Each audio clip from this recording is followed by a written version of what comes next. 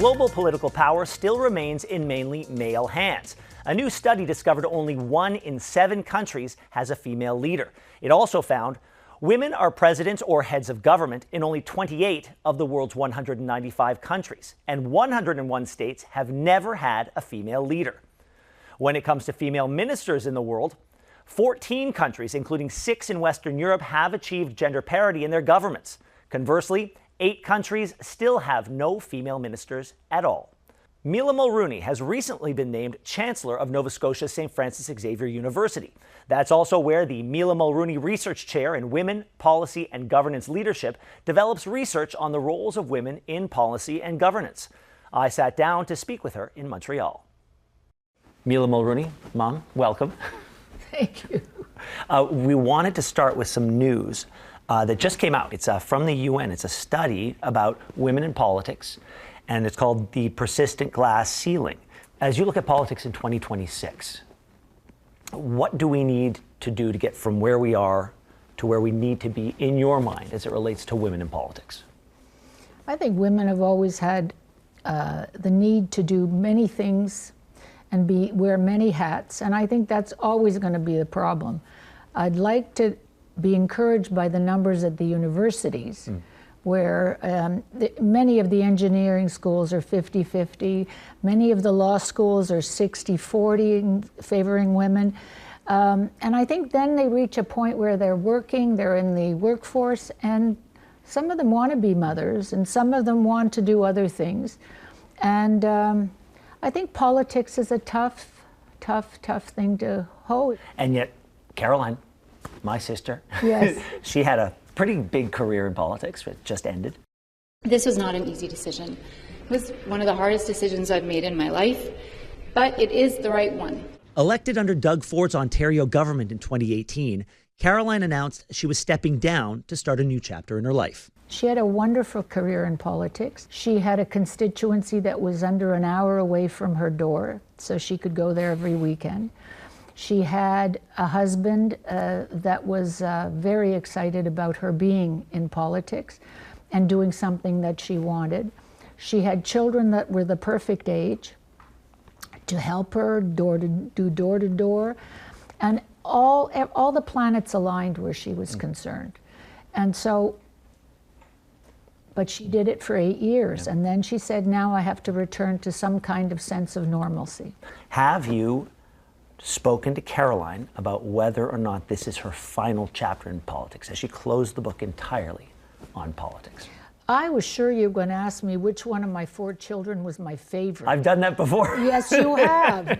So just like I didn't answer that one, I will not answer the last one. What's the role of personal relationships, personal interactions between world leaders? It was significant back when Dad was in power. Is it still, do you think, today significant, or are we lacking it? Do we need more of it? I think you need it. I think it's crucial. I don't know if the world works that way anymore. I hope it does. I think, picking up the phone with your friends and allies can make a huge difference. I can tell you a story because now both the people that I'm talking about are no longer here. But George Bush called, the 3 people actually, George Bush called Brian and said, I very much like to call President Mitterrand, but the language barrier, and Brian said, call him 9 o'clock his time, which means you have to get up at 3 to call him. It's going to make all the difference because he sees you making an effort. Yeah. And sure enough, he got everything he needed to get because of this outreach, an appearance of generosity, and that the President of the United States, which was considered the greatest power of all the G7 countries, he did whatever George Bush wanted at that particular time. And then he was able to get Mitterrand and Kohl, who were having their issues, and you see that picture where they're holding hands.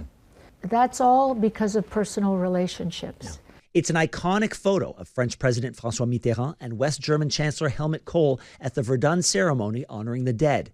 And it became a symbol of reconciliation after the German leader was left out of the anniversary celebrations marking Allied landings in Normandy. It wasn't just Brian, but everybody worked together to make sure that each country was heard and each country was respected and that they respected each other.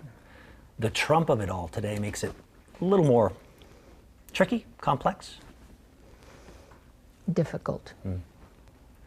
I remember meeting him prior to politics, actually in Florida. We were at a party. Someone was opening their home. And I'm sure you crossed paths with him. Do you remember what Dad's, near the end of his life, what his recollections were? Because I know that he was heavily involved with the Trudeau attempt at opening those doors. What were his thoughts? I don't want to answer that, but I will tell you the last thing he said, Donald Trump said to me was, we went to a concert at Mar-a-Lago because David Foster was performing, and the president was not supposed to come. But he did come, and he somehow managed, I found myself sitting next to him, and or beside him, even though it was a round table, and he leaned over and he said, quote, "I like your man Trudeau very much." Did you follow up? Well, of course I told him, but the fact is that you never know Yeah. with the president now. Yeah. One day it's black, the other way it's white. It's, you know, there's a lot of rainbow of colors happening here. Dad worked so hard near the end of his life to set up the Mila Mulroney Institute of Government at St. Francis Xavier, Yes. from which he graduated. You're now the chancellor. When you're there, when you're on campus, and that university meant so much to him, do you feel closer to him? Absolutely. Yeah. I think that's one of the reasons I decided to do it. And I did something relatively stupid because I listened to my children, is I made a decision within the first year after your father passed. And they say, don't make any decisions that first year. Well, this was 7 months into his death. And so I was quite apprehensive about it because this was new. Yeah. This was something that I hadn't even thought of doing. What have you learned about, the young Canadians and the directions they want to take their lives by way of education? Well, I've learned so much, and I'm still learning something every day. And I will say that I think St. FX is an absolute jewel. I think it would have been easier to put an institute in downtown Toronto or downtown Montreal with a lot more feet on the ground, a lot more people coming through. But I think it means so much more because this is where your father got all of his love of politics and diversity, large scholarship program for diversity, Indigenous and Black Nova Scotians. We have one for women. It was, the school was set up in 1853, and it was just after the freeing of the slaves in the United States, or just around that time. So a lot of them came through the railroad up to the Maritimes, and they belong, they're part of Nova Scotia, and now we're making sure that their children or their grandchildren have a chance to be even better than their previous generation. I want to talk to you. There's a quote from Bill Davis. Ontario Premier Bill Davis reportedly told Dad, "Mila will get you more votes than you will get for yourself."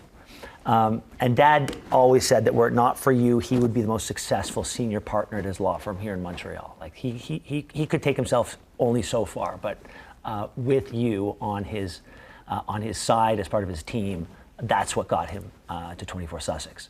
A brand new day for this wonderful Canada.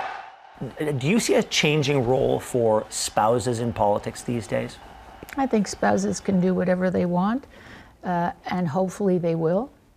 But I think your father lived by that famous adage, it's remarkable how much you can get done if you don't mind who gets the credit. Yeah. And he always gave me credit for things I honestly didn't even know why I did. So it's very flattering that he says, you know, and Bill says, Mila got you more votes. I loved our time in Ottawa. I loved the campaigns. I loved watching my children thrive and be exposed to this kind of a life.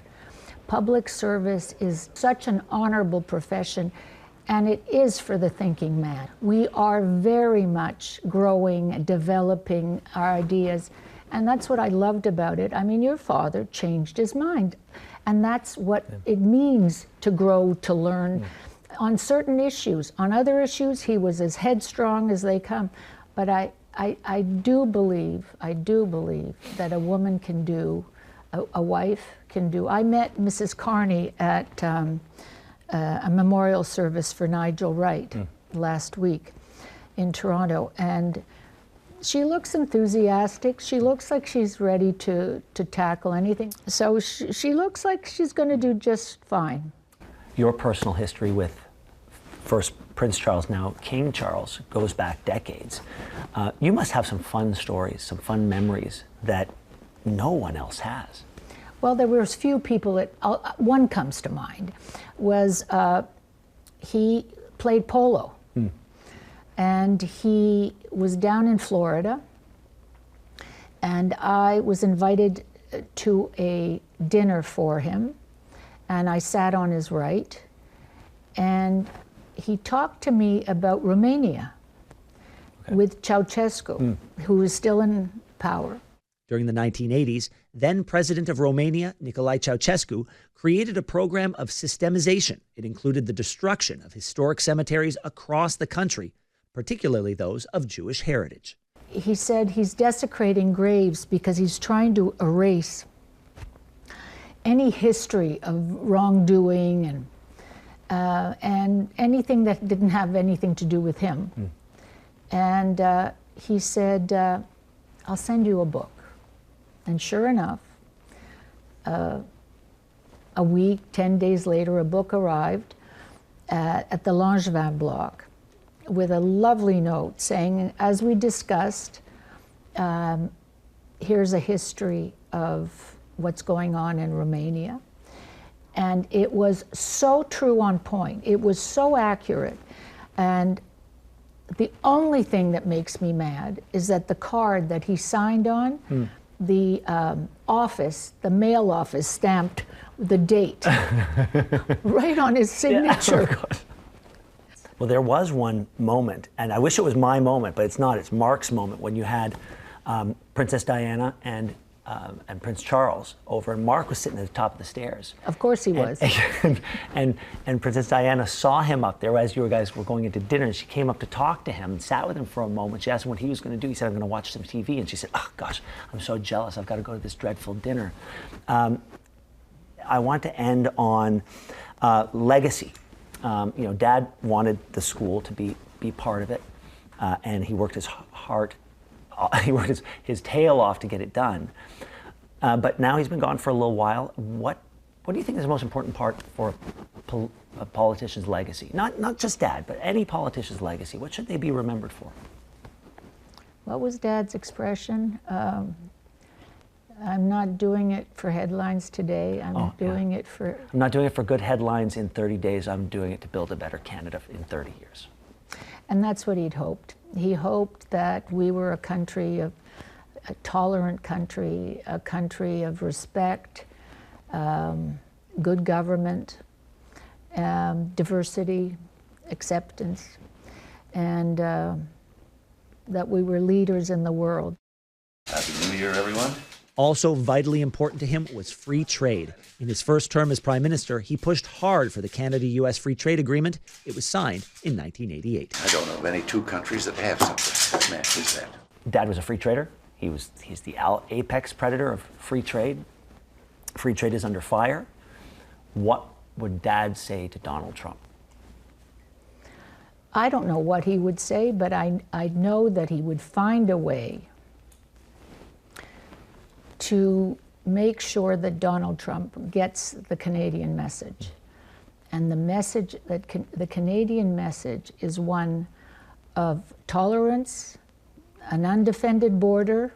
We are each other's best partners. Look, we can keep repeating it, but that's what he would try and deliver, that message. Mom, Mila Mulroney, thank you. Thank you, Ben.